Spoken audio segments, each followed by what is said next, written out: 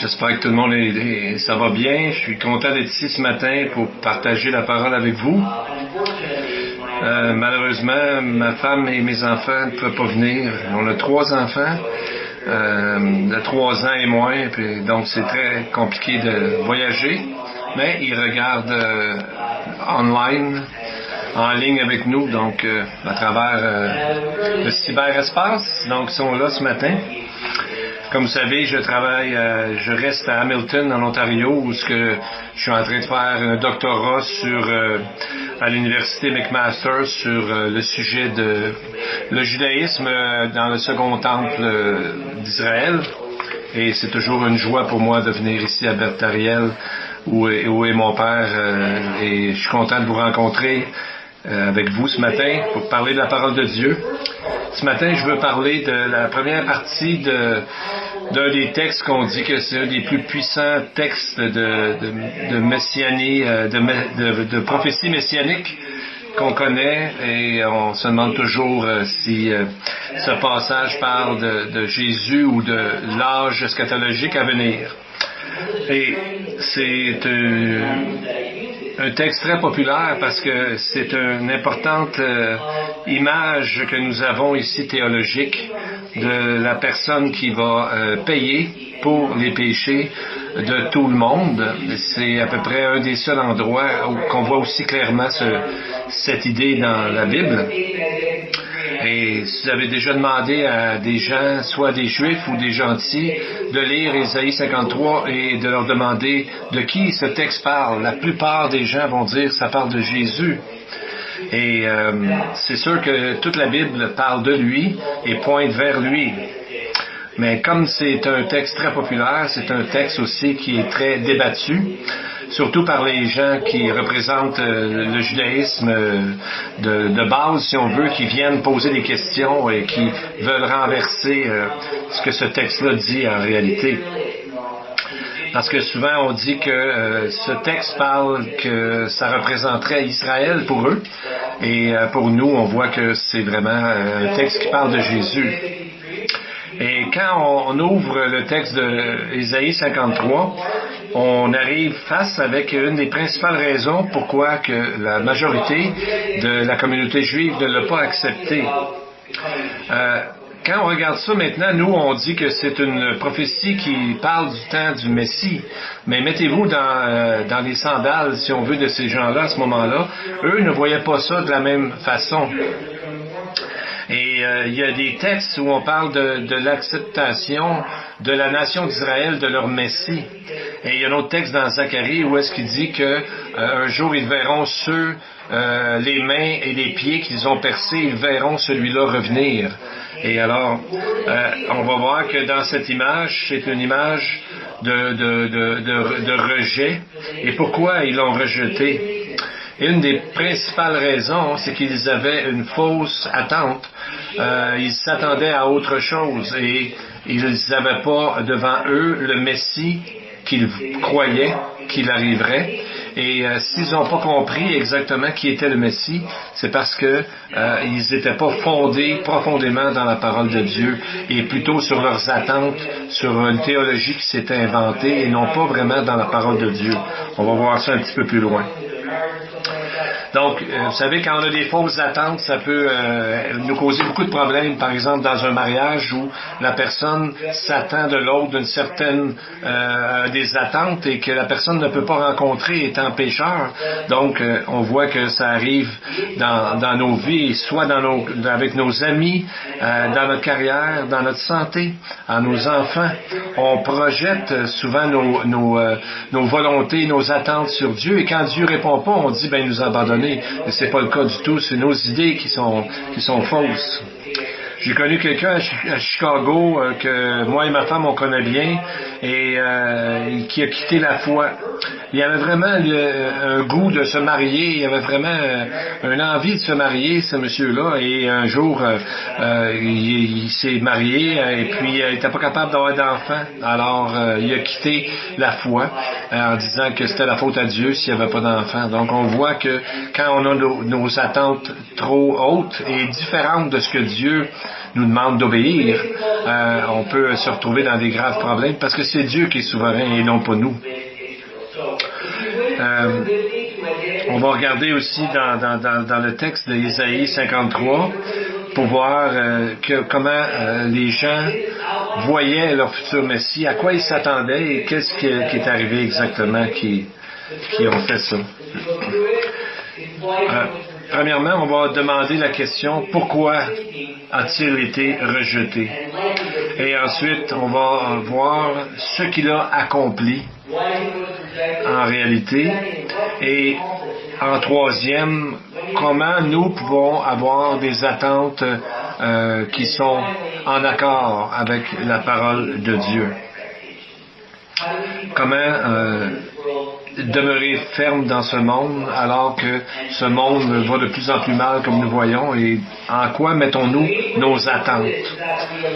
Alors, on va regarder que lorsque nous laissons la parole nous imprégner, nous dicter notre conduite, alors c'est à ce moment-là que ça va bien. Et quand on fait le contraire, c'est là que les problèmes commencent. Comme je vous l'ai dit avant, il y a plusieurs arguments différents sur ce texte-là. Souvent, quand on rencontre des gens qui sont du judaïsme, on leur dit que on parle que ça dit que ça parle de Jésus. Ils nous disent qu'on prend ce passage-là hors contexte.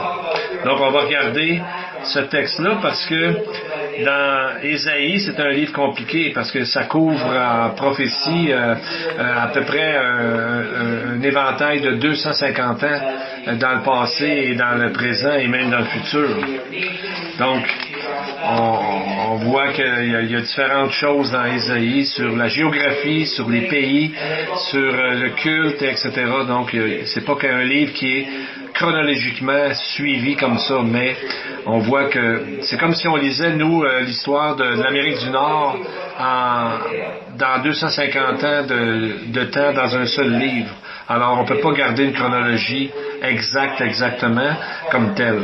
Et la parole de Dieu n'est pas toujours chronologique, mais son message est toujours actuel et est là pour nous transformer. Le livre d'Ésaïe est généralement divisé en 3 sections avec 3 périodes de temps différentes. Mais au moment où on parle de ce texte-là ici, Israël est divisé en 2, qui est Juda, et Juda comme tel, la petite tribu, et qui sont avec Benjamin, je crois, et Israël de l'autre côté, avec beaucoup le reste des tribus. Dans Ésaïe, de chapitre 1 à 39, on a la première section qui parle avec la menace des Assyriens sur Israël et Juda. Et Israël est celui qui va être amené en captivité parce que Dieu a décidé de les punir suite à leur désobéissance pendant longtemps. Donc, on voit que Jésus dit qu'il va venir le roi de Babylone et il dit les temps viendront où l'on apportera à Babylone tout ce qui est dans ta maison et tout ce que tu espères et tout ce que tes pères ont amassé jusqu'à ce jour, il n'en restera rien. Donc on voit que la première partie parle de la menace sur Israël par les nations alentours et surtout la Syrie. Et les chapitres 40 à 55, tout d'un coup, on est projeté 150 ans dans le futur. Vraiment. Alors, à ce moment-là, des chapitres 40 à 50, Juda est en captivité, est en exil, et il veut retourner dans le pays à la base. Et les chapitres 56 à 66 parlent du retour du Messie et d'une époque, une période eschatologique, comme on dit. Donc, on voit que dans la Bible, on voit souvent une corrélation entre le jugement physique et l'apostasie spirituelle.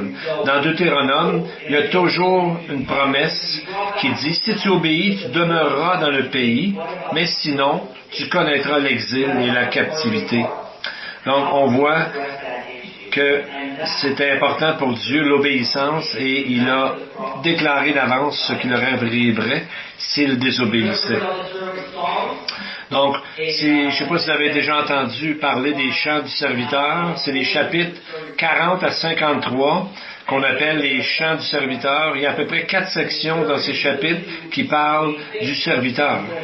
Et le serviteur, il est dit qu'il va faire 2 choses. Il va amener la justice aux nations, il va enseigner la Torah, il va enseigner la loi de Dieu, et deuxièmement, sera la lumière pour les nations, donc d'évangéliser les gens alentour.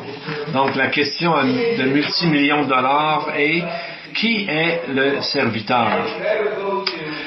Si vous allez voir des gens qui connaissent Ésaïe 53, qui connaissent la Bible, et surtout, comme je disais tantôt, les anti-missionnaires, les judaïques qui veulent renverser la foi de certaines personnes, ils vont dire, ben non, c'est pas le Messie qui est le serviteur, c'est Israël.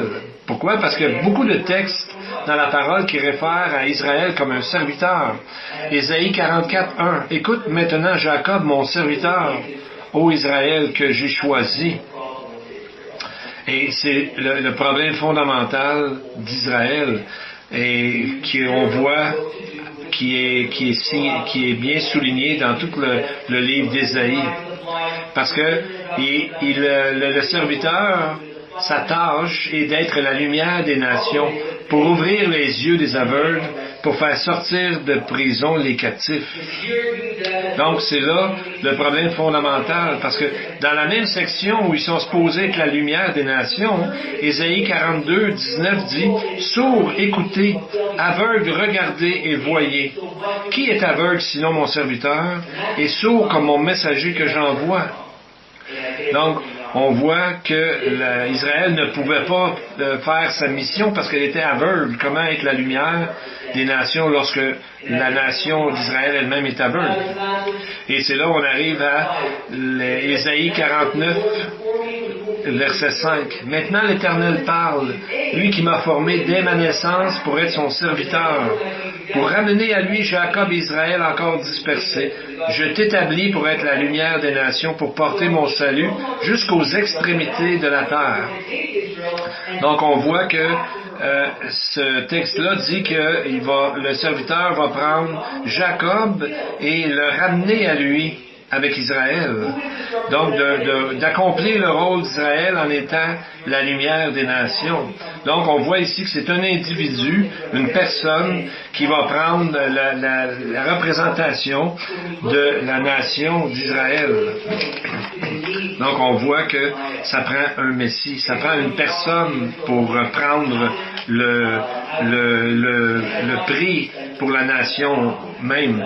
C'est comme quand il y a eu les Olympiques, vous savez, avec des enfants, j'ai réussi à écouter juste des petits bouts, mais quand on voit que le Canada gagne l'or, et on est content parce que moi, comme citoyen canadien, je peux vous dire, hey, on a fait vraiment bien aux Olympiques. Pourquoi? Parce que ces gens-là qui ont couru pour nous, qui ont fait les Olympiques pour nous, qui ont gagné les médailles, ils l'ont gagné pour nous.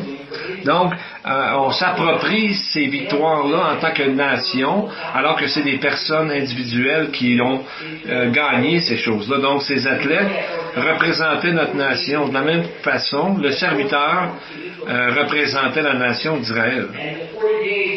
Et on voit souvent dans l'évangile de Matthieu, nous démontre clairement par rapport à qui est le Messie, et on voit que quand Jésus a été tenté dans le désert, vous vous rappelez, parce que l'Esprit l'a conduit dans le désert pour être tenté, donc on voit qu'il a été là pendant 40 jours pour représenter les 40 ans d'Israël qui ont tourné en rond avant d'entrer dans la terre promise. Donc on voit que ça touche 3 choses, la tentation du diable, le manque de nourriture, que les Israélites aussi dans le désert ont tenté Dieu avec la manne. Et ensuite, Satan a voulu que Jésus se jette en bas du temple. Et Jésus a répondu, pourquoi tenter le Seigneur? Et l'idolâtrie, comme il y a eu dans l'Ancien Testament aussi avec le veau d'or. Donc, on va regarder dans le texte juste avant que ça commence, le texte d'Isaïe 53, on a les chapitres 52, 13 à 15, qui est un résumé de son ministère. Donc, on voit que c'est un homme, premièrement, on voit dans des textes qui va être défiguré au-delà de ce qu'on peut faire à un homme, qu'on pouvait presque plus reconnaître, c'était un homme. Et pourtant, le verset 15 dit, il aspergera ou encore il bénira plusieurs nations. Donc, on voit que il y a un verset qui dit au verset 15, car ils verront ce qui ne leur a pas été raconté, ils apprendront ce qu'ils n'avaient pas entendu. Donc, on va voir ici dans les textes en haut sur l'écran, qu'est-ce qui est arrivé. Parce qu'ils ont été capables de voir, mais ils ne le voyaient pas vraiment spirituellement, comme on voit dans Ésaïe 6, qui continuaient à regarder, mais ils ne comprenaient pas. Alors, la question, c'est comment pouvons-nous comprendre ce que les autres n'ont pas compris? C'est que souvent nous avons des fausses attentes envers le Messie et à cause de ça, eux n'ont pas vu ce que Dieu leur avait enseigné. Donc, on va voir le premier point. Pourquoi il a été rejeté? Ésaïe 53, 1. Verset 1. Qui a cru à ce qui nous était raconté? Qui a reconnu le bras de l'Éternel? Donc, généralement, dans Ésaïe, on voit des mots comme « nous », et on voit que ça parle d'Israël. Donc, qu'est-ce qui nous était raconté?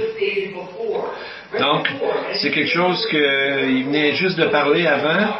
Qu'est-ce qu'ils n'ont entendu, mais qu'ils n'ont pas compris? Ça peut être traduit de cette façon-là. Qui a cru notre message, ou encore, qui a cru ce que nous avons entendu? Donc, je crois que ce texte veut nous emmener à être convaincus de quelque chose. Et nous, ça peut être la même chose dans notre vie. On peut être dans des études bibliques, on peut écouter des prédications, mais on peut entendre énormément de choses de la parole de Dieu, mais ça ne veut pas dire que nous sommes convaincus de changer et que nous changeons. Donc, il faut faire attention de ne pas tomber dans le même piège qu'Israël, de ne pas croire ce qui nous est raconté. Je me rappelle qu'en 2011, lorsque j'ai appliqué pour aller au séminaire, puis j'étais au téléphone avec un conseiller, puis qui a dit que les gens allaient souvent, au lieu de dire une école évangélique, ils disaient c'est un cimetière évangélique. Pourquoi qu'ils disaient ça? C'est parce que beaucoup de gens vont à l'école biblique pour apprendre intellectuellement la parole, mais ils pensent que c'est assez, mais c'est pas assez de simplement connaître la Bible de façon intellectuelle. De dire j'ai lu ça, je connais la Bible, je sais ce que ça veut dire. Vous savez, c'est dangereux d'avoir un endurcissement de cœur. Même si on entend beaucoup de choses, ça ne veut pas dire qu'on obéit à ce qu'on entend et qu'on met en pratique, alors que toute la parole de Dieu nous dit de mettre en pratique. Donc, c'est un peu comme quand on s'en va sur la route, il y a des limites, il y a des endroits à regarder où nous sommes dans le bon chemin. Qu'on aime ça ou non, il y a des lois, il y a des choses à regarder, des règlements à suivre. Donc, comme par exemple quand la parole de Dieu dit de fuir l'immoralité sexuelle, quoi qu'on en pense, c'est de fuir. La parole nous dit de le faire. Donc, c'est comme ça qu'il faut regarder ce texte. Qui a cru à ce qui nous a été annoncé? Qui a reconnu le bras de l'Éternel? Le bras de l'Éternel, c'est souvent dans le texte précédent qu'on voit, c'est le salut. Le bras de l'Éternel est une image du salut que Dieu a amené. Donc on voit qu'ils l'ont entendu, mais ils ne l'ont pas accepté. C'est ce que veut dire le texte. La plupart des arguments qui sont contre le fait que Jésus est le Messie, ils vont dire, si c'est le Messie, comment ça se fait que les rabbins ne l'acceptent pas ou ne l'ont pas accepté? Premièrement, il y a quelques points. N'oubliez pas que tous les premiers convertis à Jésus étaient des Juifs. Donc, c'est pour ça qu'à un moment donné, il y a eu un concile, il y a eu une grande réunion dans Acte 15, la question principale était de savoir, est-ce que les gentils, les nations, doivent se convertir au judaïsme pour croire en Jésus? Donc, on voit qu'à travers l'histoire, on voit il a été dit que non, ils n'ont pas à devenir judaïsants pour accepter Jésus. Je suis en train de lire un livre qui s'appelle « Les apostats, les hybrides ou des vrais juifs », qui parle justement de ce problème-là où les juifs n'ont pas connu le Messie, mais par contre ils l'ont connu même pendant le temps de la Deuxième Guerre mondiale. Alors c'est un livre qui parle de l'histoire du peuple juif à travers l'histoire récente. Et ce qui est important ici, c'est qu'on va voir, il y a 2 points que ça touche, ce texte dans verset 2, ses origines au Messie et son apparence. Donc on voit dans le texte, il dit, s'est élevé devant lui comme une faible plante. Le mot faible plante peut être aussi traduit comme un nourrisson ou un rejeton.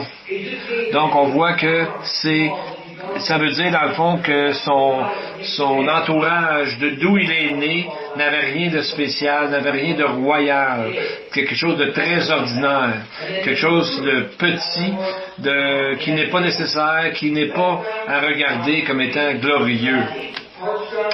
On voit aussi comme un rejeton qui sort d'une terre desséchée. Dans le pays d'Israël et dans les pays alentours, une terre desséchée, c'est pas une bonne idée.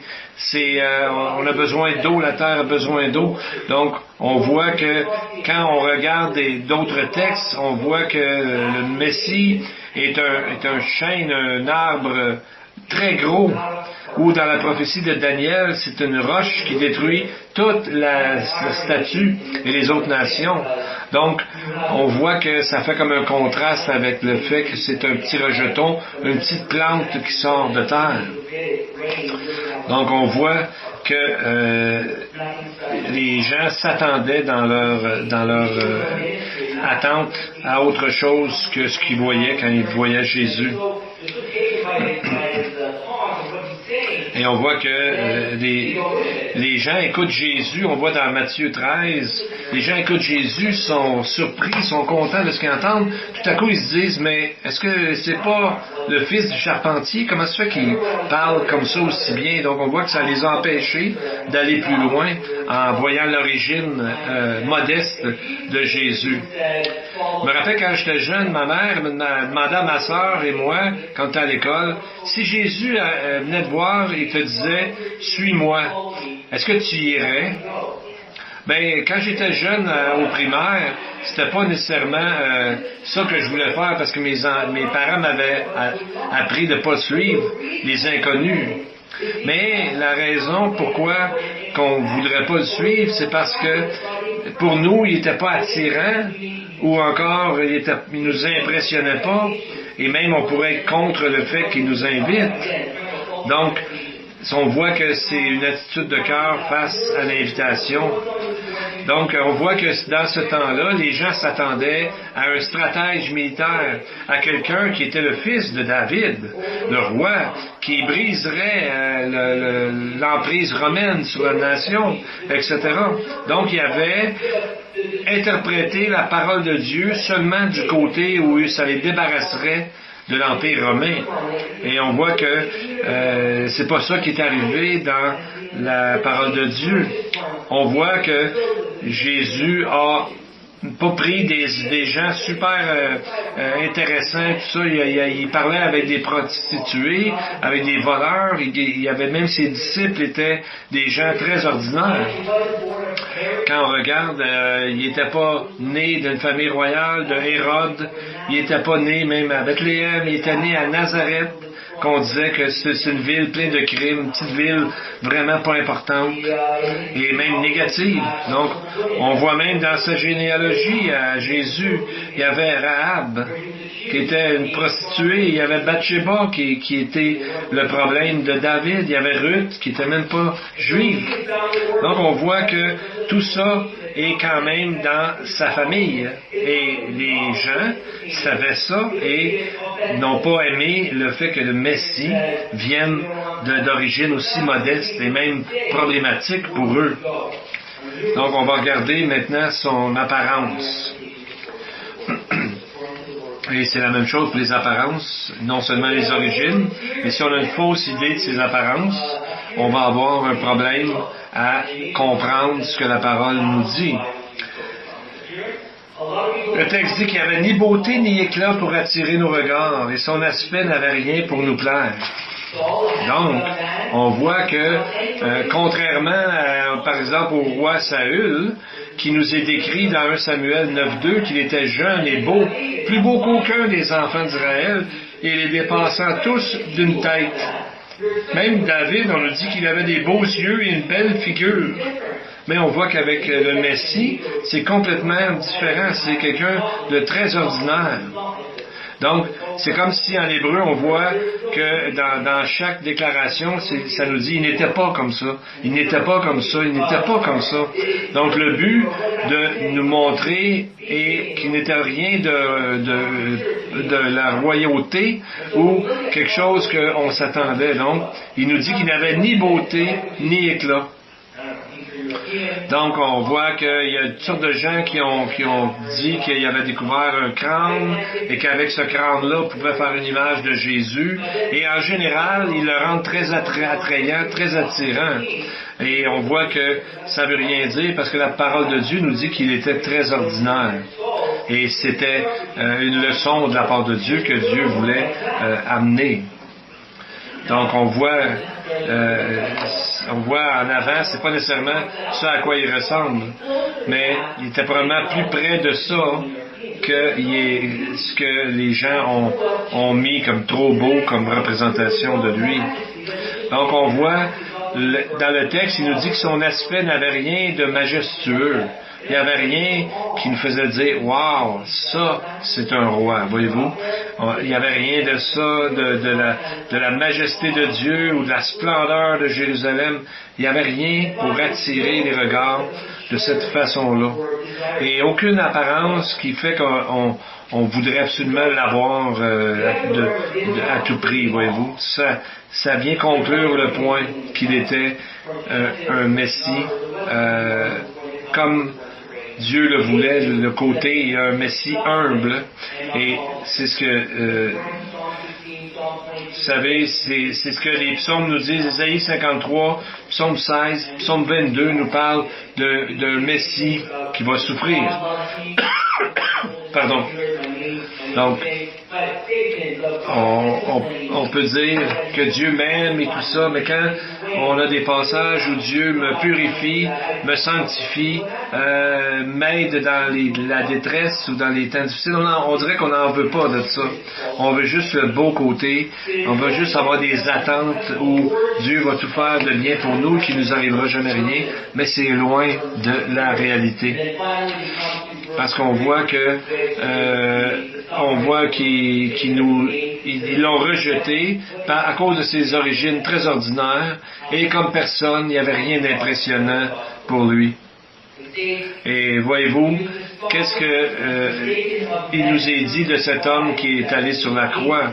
Mépriser et abandonner les hommes, homme de douleur et habitué à la souffrance, semblable à celui dont on détourne le regard, nous l'avons dédaigné. Donc, c'est le premier impression qu'on a, c'est qu'on voit quelqu'un qui a été haï, qui a été abandonné, c'est quelqu'un qui était habitué à la souffrance. On voit qu'il a été dédaigné, qui a été abandonné, et on voit c'est des termes importants parce que c'est un homme de douleur. Quelle discussion ça veut dire? Est-ce que ça veut dire qu'il était toujours malade? Ou quand on est des jeunes enfants, les enfants sont malades, on est toujours malade? Ou on va montrer par contraste bientôt qu'est-ce que ça veut dire être un homme de douleur. Parce que le texte de douleur, on en parle 16 fois dans la Bible, et c'est toujours par rapport à expérimenter la douleur. Et on voit que il nous dit que le Messie, c'est quelqu'un les rabbins nous disent, c'est quelqu'un qui va s'asseoir avec les pauvres et ceux qui sont malades. Voici les marques du vrai Messie. Et on voit au verset 3 qu'il a semblable à celui dont on détourne le visage. Donc on voit, c'est quelqu'un qu'on voit, puis on détourne le visage, on regarde ailleurs, on ne veut pas continuer à regarder une telle personne. Donc, au chapitre 53, verset 6, il dit « J'ai livré mon dos à ceux qui me frappaient, et mes joues à ceux qui m'arrachaient la barbe. Je n'ai pas dérobé mon visage. » Donc, on voit que tous nos douleurs, tous nos problèmes sont tombés sur lui, et c'est ce qu'il a enduré pour nous donner le salut. Donc, c'est pour ça, quand il voyait Jésus souffrir, il disait, il souffre pour ses propres péchés. C'est lui qui s'est amené là, c'est ses propres péchés. Alors que la réalité, c'est qu'il mourait, qu'il était amené là à cause de leurs péchés à eux. Et c'est ce qu'ils n'ont pas vu parce qu'ils étaient trop loin de ce que la parole de Dieu enseigne. Ils avaient fait leur propre interprétation du Messie et ils ne pouvaient plus voir le vrai Messie. Donc, si on pouvait retourner 2000 ans en arrière et voir comment c'est intéressant de voir ça, c'est que Jésus a choisi des gens comme Simon le Zélote, qui serait aujourd'hui un peu considéré comme un terroriste. Il y avait des gens avec des vues politiques qu'on trouverait complètement aberrantes aujourd'hui, comme Matthieu, qui collectait les taxes pour les Romains. Et il y avait des hommes très ordinaires, des pécheurs de la vie ordinaire. Donc, et on voit qu'en plus, ils se tenaient avec des pécheurs et des buveurs. Et c'est un peu comme si on voyait quelqu'un dans un bordel qui est pas là pour prendre part à quoi que ce soit, on dirait qu'est-ce qu'il fait là avec ces gens-là, quelqu'un qui veut se sanctifier, voyez-vous. Alors, en ayant une fausse idée du Messie, ils ne comprenaient pas qu'ils puissent aller vers les prostituées. Ils pensaient qu'eux autres, ils débarqueraient tout de suite, les Romains, mais c'était pas le cas. C'était pas ce que Dieu avait prévu pour la première venue de Christ. Et c'est comme quand Paul a dit, si quelqu'un peut se glorifier, ça serait bien moi. J'ai été circoncis le 8e jour, je viens de la tribu de Benjamin et tout ça. Et Paul dit que par rapport à ça, c'est comme de la boue pour lui. C'est comme pas intéressant du tout pour lui comparé à la joie et à l'importance de suivre Jésus, le Messie, dans sa vie. Donc, toutes ces choses du monde, pour Paul, n'étaient rien. Il pouvait même l'empêcher de suivre Jésus comme il faut. Donc, on va voir aussi le deuxième point, ce qu'il a accompli, le Messie dont on nous parle dans le texte.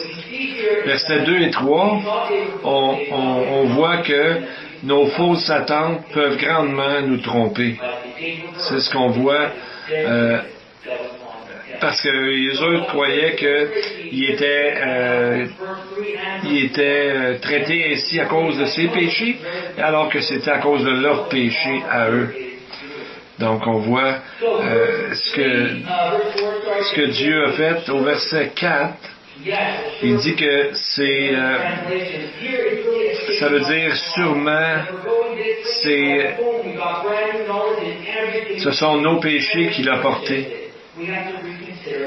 Voyez-vous, c'est ce que le texte nous dit.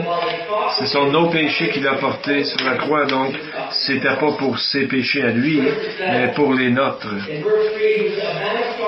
Au verset 3, il dit c'était un homme de douleur, habitué à la douleur.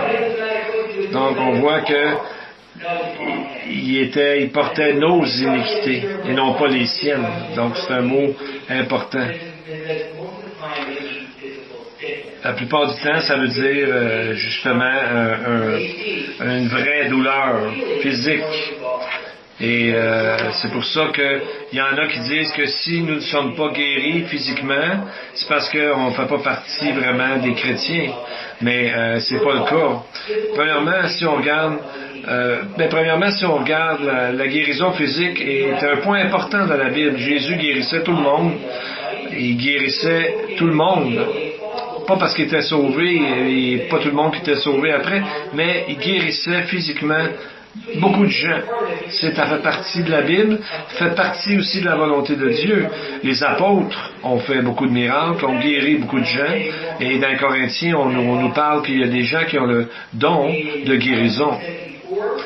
Mais dans 2 Timothée 4:20, on voit qu'il y a certains chrétiens parfois qui étaient malades. Paul a dit qu'il a laissé un collaborateur à lui, Trophime, qui l'a laissé malade à Milet. Donc on voit, il dit aussi à Timothée de pas juste boire de l'eau, mais boire un peu de vin pour empêcher ses problèmes d'estomac et ses indispositions. Ouais, et Dieu se sert souvent de nos problèmes physiques pour nous amener plus près de lui, pour nous faire grandir dans la foi. Et même Paul disait qu'il avait un écharde dans la chair et qu'il avait prié 3 fois, Dieu l'a pas enlevé. Donc voyez-vous, Dieu ne guérit pas toujours comme ça. Dieu est souverain et c'est lui qui décide quand il guérit ou non. Donc, c'est une partie importante, mais ça ne veut pas dire que Dieu est obligé de faire toujours la même chose. Et on voit que le Messie a pris la malédiction pour nous sur la croix. Il était un homme de douleur, mais ça parle pas juste de problèmes physiques, ça parle aussi de choses émotives. Il a souffert avec nous, et on sait que Dieu souffre avec nous. On voit qu'il a porté nos douleurs, porté nos souffrances. Et là, on voit que ça touche souvent une fête juive qui s'appelle le Yom Kippour, ou le jour du pardon, où est-ce qu'on est dans l'angoisse, où est-ce qu'on a des douleurs émotionnelles de se rendre compte de ce que Dieu a fait pour nous. Donc, on voit qu'il a porté les péchés. Donc, ça veut dire qu'il a marché à côté de nous et il nous a aidés. Et on voit que c'est comme ça que ça se faisait dans le Lévitique, c'est que Aaron devait mettre sur le bouc, ses 2 mains sur la tête du bouc, confesser toutes les iniquités du peuple d'Israël et des enfants d'Israël, et ensuite il chassait le bouc dans le désert. Donc on voit que c'est la même image où est-ce que quelqu'un portait les iniquités, comme ce bouc portait les iniquités de toute la nation et allait dans le désert pour mourir. Donc on voit ici que quand on voulait rien savoir de lui, qu'on l'a rejeté, nous l'avons considéré comme puni de Dieu, comme puni et frappé de Dieu. Donc on voit que pour eux, ils disaient que le mot puni, c'est de vraiment frapper violemment. Et frapper de Dieu, ça veut dire défait ou détruit. Mais qui a tué Jésus dans les Écritures? On voit que c'est lui-même Dieu qui a fait payer Jésus pour le péché du monde entier. Donc, c'est lui qui a payé pour nous tous, pour nos péchés à nous. Et donc, c'est dangereux pour nous d'oublier ces choses grandioses-là. Et j'ai lu l'histoire d'un homme qui est tombé dans l'adultère, mais il disait, pourtant, moi je me suis jamais vu comme un candidat à l'adultère, ça m'intéressait pas vraiment. Mais il dit, comment ça peut arriver petit à petit? Chaque petite décision, chaque petit compromis, chaque petite rationalisation du péché amène à un désastre au bout du compte.